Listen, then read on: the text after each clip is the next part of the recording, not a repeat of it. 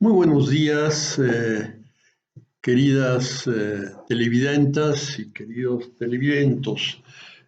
Aquí disfrutando una bella mañanita, como todas, fresquita, sabrosa, y comunicándome con ustedes es un gusto adicional.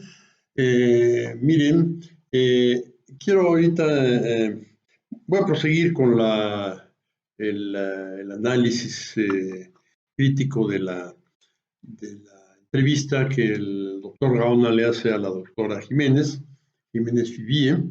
Eh, la que leí, porque hay muchas entrevistas que le hacen. Bueno, la que leí, la que vi. Miren, eh, voy a decirme del punto de vista desde el cual yo participo. Participo en este análisis. Lo hago desde un punto de vista particular, ¿verdad? Soy un simple opinador, eh, un opinador que se ha nutrido de una cierta visión de cómo va la política gubernamental en el tratamiento de la pandemia, ¿verdad?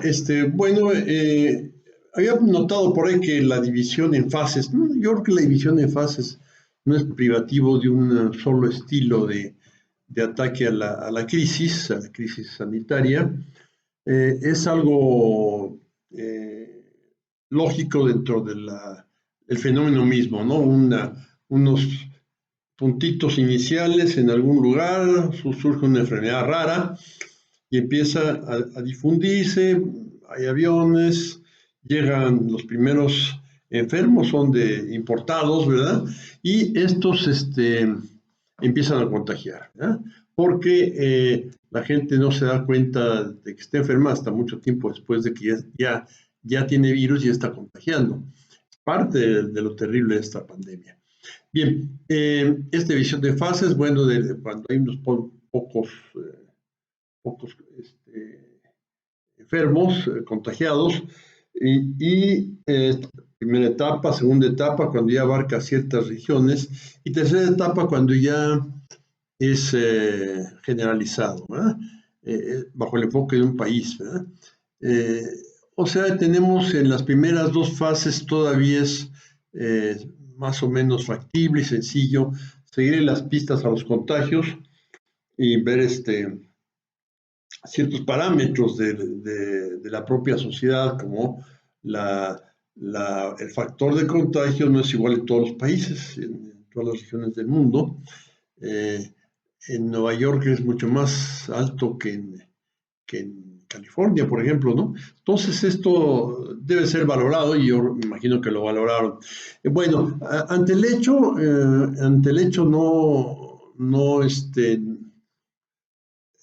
no alterable en el corto plazo, que es la falta de hospitales, pues no se pueden improvisar, ¿verdad?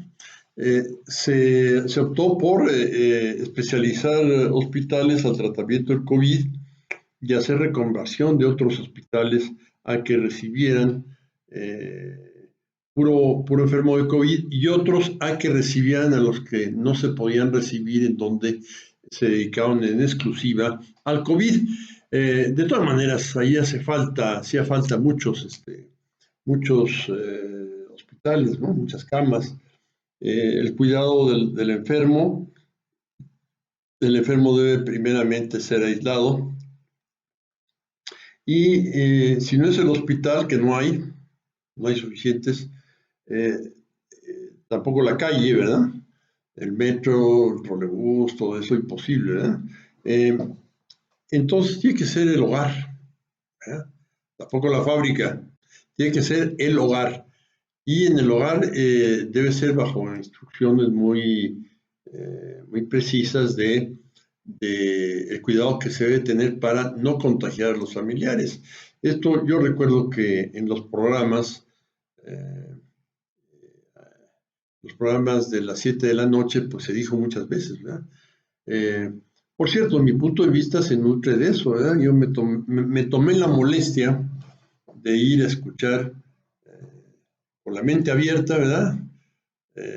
Las mentes son como los paraguas, funcionan cuando se abren, ¿verdad? hay que ir con la mente abierta, escuchar bien los análisis, me tomé ese trabajo y pero eso marca un punto de vista personal, que lo manifiesto aquí, ¿verdad? Porque en muchas cosas difiere el punto de vista de la doctora, ¿verdad? Entonces, miren, es eh,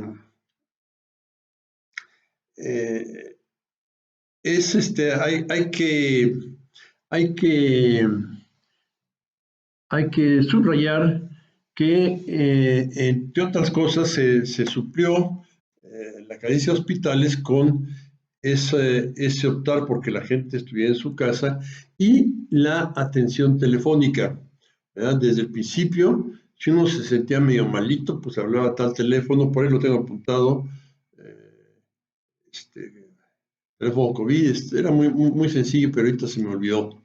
Este, y mediante esa atención se le daba seguimiento cada determinado tiempo, cómo siguen sus síntomas, etcétera, etcétera, ¿no?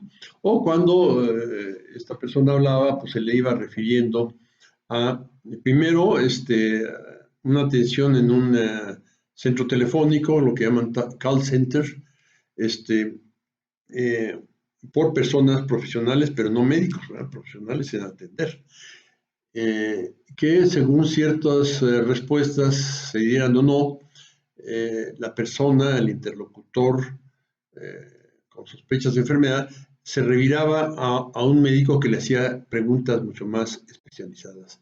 Esto se me hizo muy razonable y era lo que se podía hacer ante la carencia de lugares donde aislar y atender, aunque fuera someramente a la persona que se sentía mal, ¿verdad? Entonces, el seguimiento se dio tanto antes de que la persona ingresara a un hospital,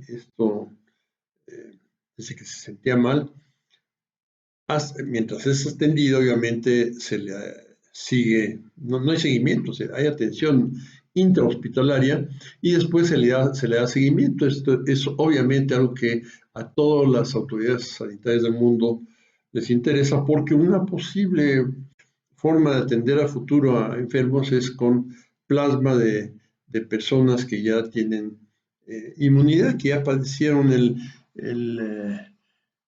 padecieron la infección, pero que ya están sanas, ¿verdad? Bueno, entre todo esto yo le escuché al doctor Gatell, doctor López Gatell, hablar de las cifras negras. ¿Qué es esto de las cifras negras? Es lo que no se ve, pero existe. Él usó esa palabra, esa frase, esas palabras fue él, dijo, no porque algo, eh, no porque no veamos algo, ese algo no existe, ¿verdad? Hay cosas que no vemos y sí existen, ¿verdad? Entonces, hay que tener atención en eso. Yo recuerdo haberlo visto en mucho eso cuando se habló mucho de los problemas de agresiones sexuales, ¿verdad? De que no todas las violaciones eran denunciadas. Entonces, en el Ministerio Público no está una cifra real. Entonces, hay una cifra negra que le llaman que existe, pero no está manifiesta en un documento, ¿verdad? Entonces, me acuerdo mucho de estas frases, esta forma de expresarse del doctor López Gatell, de que el hecho de que no veamos algo no quiere decir que ese algo no existe, ¿verdad? Entonces, las cifras negras es algo que manejó, por ejemplo, cuando dijo que quizás los contagios visibles, documentados, llamados a los teléfonos de COVID, asistencia a hospitales, etcétera, etcétera, debería multiplicarse por 8 la cifra de contagios. Es un número grande, ¿verdad? Entonces, esto lo hizo con mucho cuidado, exponer esta idea, y creo que en la entrevista de la doctora Jiménez hay un tratamiento no tan cuidadoso de lo que sean las cifras negras, ¿verdad? Pero eso lo veremos ya en la siguiente cápsula en donde avanzaremos un poco más en el análisis de la entrevista de la doctora. De esa entrevista, la que le hace el doctor Gaona desde España. Esa entrevista, vi otras más cortas, pero más o menos dice lo mismo. Entonces, en esas cosas andaremos, ¿verdad? Muchísimas gracias por su atención y nos vemos la próxima cápsula, que creo que la grabé al rato, que salga el sol más claramente, ¿verdad? Bueno, muchísimas gracias. Hasta la próxima.